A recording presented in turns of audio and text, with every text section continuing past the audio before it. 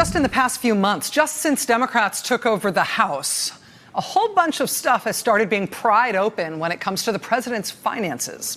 The president's longtime lawyer, Michael Cohen, testified publicly to Congress earlier this year that, among other things, Trump had committed insurance fraud at his New York business. That led to Aon, Trump's insurance broker, a gigantic firm, subsequently being subpoenaed by the New York Department of Financial Services. And an entity like that has a name that sounds almost quaint, like, oh, they provide services. Actually, though, they are a law enforcement agency that has an incredible and cinematic history of busting people, up to and including major mafia families, based on financial crimes and fraud. Cohen also testified that Trump inflated his assets, not just to commit insurance fraud, but also to apply for bank loans, which would, if true, constitute bank fraud. That led to Deutsche Bank subsequently being subpoenaed by the New York Attorney General's office, specifically on the issue of that bank's large loans to Trump. Deutsche Bank has also reportedly been cooperating with requests for documents from the House Financial Services Committee and from the House Intelligence Committee. Now, today, Elijah Cummings, chair of the Oversight Committee, says that Trump's accounting firm, Mazars, has also agreed to hand over years' worth of financial documents from their time working with Trump. Interestingly, though, Mazars alerted Congress that they would please like a subpoena if they really wanted to see this information. So it's clear that they legally had no choice but to hand over these documents about their work with Trump. Congressman Cummings today told reporters that he would be happy to oblige. They have told us that they will provide the information when they have a subpoena, and we'll get them a subpoena. We'll get them a subpoena, no problem. Ask and ye shall receive. So it's only, early spring, and the president's financial world is already opening like a crocus, poking its nose through the snow. But now tonight, there's this. Democrats tonight starting to tackle the original open question about the president's finances, his tax returns.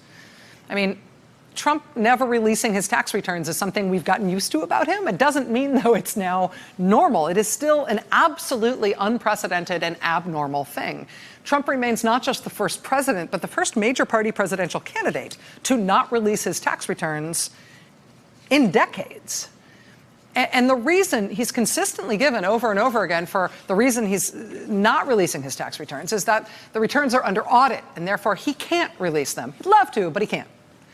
That claim has never made any sense at all. Nothing about being under audit would prevent you from releasing your tax returns.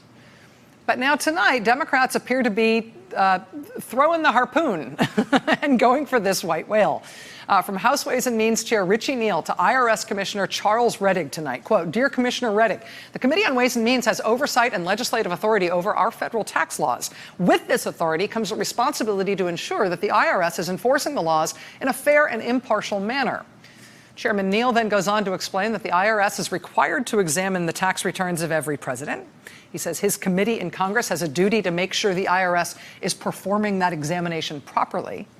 Quote, "Pursuant to my authority under IRS Code Section 6103F, for each of the tax years 2013 through 2018, I hereby request the following return and return information.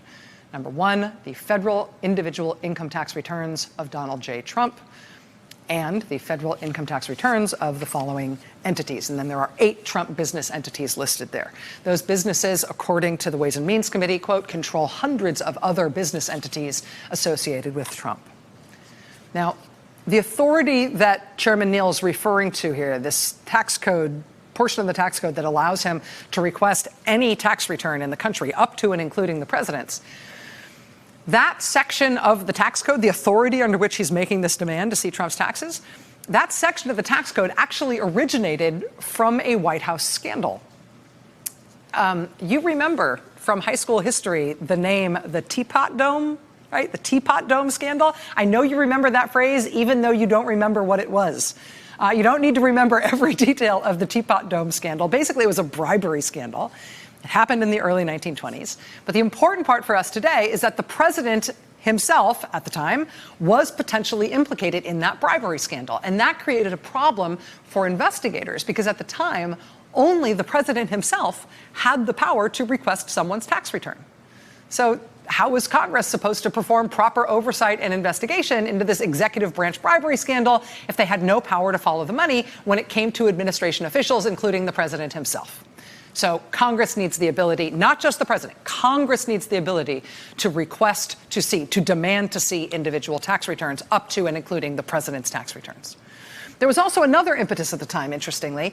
The guy who had just become Treasury Secretary at the time of the Teapot Dome scandal, he happened to be a very, very, very, very rich guy. He did not divest from his own businesses when he joined the government as Treasury Secretary. Stop me when this starts to sound familiar.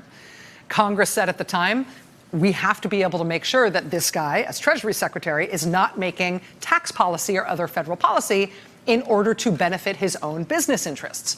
We need to see his tax returns, too. And since he's the president's cabinet official, the president isn't going to do it. There's a conflict of interest there, both for the president himself and for anybody he wants to protect. Congress needs to be able to get returns as well. For those reasons, Congress in 1924 passed a law that explicitly, clearly allows the chairman of the House Ways and Means Committee and the chair of the Senate Finance Committee, those two specific people, to request and receive any American's tax returns in order to perform congressional oversight. That law ended up coming in handy a half century later when Congress needed to look at President Nixon's tax returns, only to discover he had failed to pay hundreds of thousands of dollars in taxes. That's how we get the modern tradition of presidents and presidential candidates releasing their tax returns, because of what Congress found in Nixon's taxes when they pried them loose and took a look. And now Congressman Richie Neal is making this request under this nearly century-old law, and he is making clear that he expects to get what he is asking for. He makes clear, for instance, that this letter today is not a subpoena, because he doesn't need a subpoena. Quote, Chairman Neal is explicitly authorized to receive tax returns under this statute.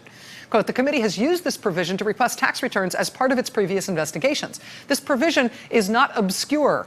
President Nixon, President Ford, and Vice President Rockefeller all were subject to congressional inquiry of their tax returns. Neal also makes clear why he's asking for these returns. Quote, the committee is concerned about the president's compliance with federal tax laws. He's also calling the question of whether or not Trump was ever really under audit at all, which has been Trump's excuse for not releasing his taxes. That was always an excuse that never made sense anyway. But of course, it's also possible that it was never even true in the first place. And in releasing this request tonight, Richie Neal also put out this essentially impassioned plea that what he's doing here is not rash, and it's not playing politics, and it's not for some ulterior motive that you can't see. This is interesting. He says, quote, I take the authority to make this request very seriously, and I approach it with the utmost care and respect. This request is about policy, not politics. My preparations were made on my own track and timeline, entirely independent of other activities in Congress and the administration. My actions reflect an abiding reverence for our democracy and our institutions and are in no way based on emotion of the moment or partisanship. I trust that in this spirit, the IRS will comply with federal law and furnish me with the requested documents in a timely manner. I will also just note, and this is a little bit of a sort of a maybe inside the news business peek at this, but Congressman Richie Neal of Massachusetts, chairman of Ways and Means, having released this letter tonight, having told the IRS that they need to hand over these tax returns, he is refusing all interviews on this subject. And he has been from the very beginning, which itself is an interesting part of this dynamic here. I mean, other chairs who have been going after Trump's financial information, they have made very much a public case, and in many cases a televised case, as to why they're doing what they're doing. And why, in particular, they're doing the most controversial and confrontational things they're doing when it comes to investigating and overseeing President Trump. Congressman Richie Neal in Ways and Means is taking absolutely the opposite approach. There's a reason you have not seen him on TV talking about this.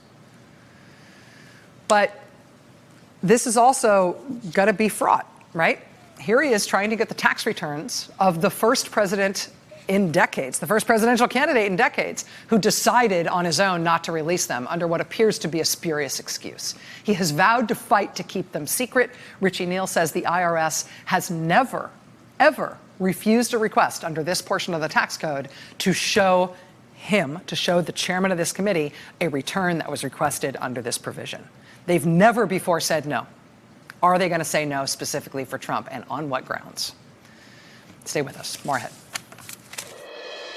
Hey there, I'm Chris Hayes from MSNBC. Thanks for watching MSNBC on YouTube. If you want to keep up to date with the videos we're putting out, you can click subscribe just below me or click over on this list to see lots of other great videos.